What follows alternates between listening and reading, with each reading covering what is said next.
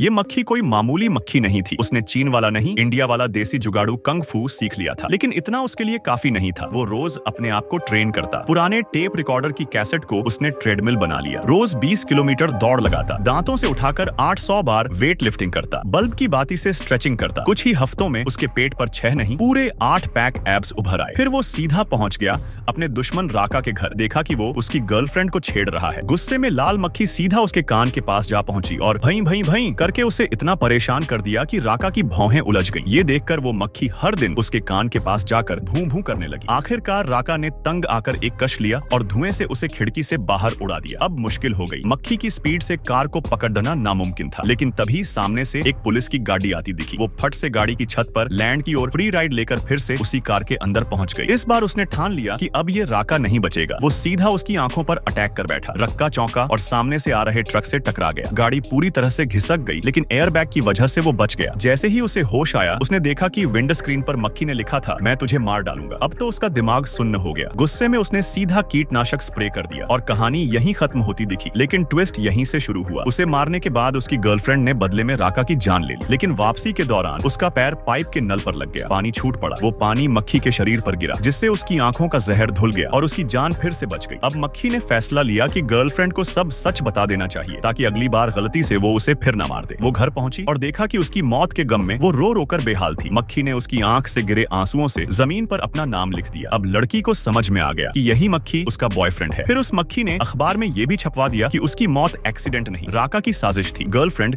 एक micro sculpture artist थी। उसने उसके लिए एक छोटा सा गैस प्रूफ मास्क बना दिया। अब मक्खी को कीटनाशक से डर नहीं था। फुल कॉन्फिडेंस में वो फिर से पहुंचा राका के पास। जब वो जिम में था तो उसे वेट से टक्कर मारी। राका गिरते गिरते बचा। जब छत पर था तो बार बार परेशान किया। वो गिरते गिरते बचा। एक बार तो उसने जलती सिगरेट उसके बिस्तर पर फेंक दी। पूरा कमरा जलने वाला था। इतनी घटनाओं के बाद राका ने घर के सारे दरवाजे खिड़कियां सील कर दी। हर कोना एयर टाइट कर दिया। जो भी अंदर आता पहले उसे सैनिटाइज किया जाता। अब मक्खी के पास कोई रास्ता नहीं बचा था। तभी लड़की ने गेम में एंट्री ली। वो राका के घर गई और चुपचाप एक स्क्रू खोल दिया। मक्खी फिर से अंदर आ गई।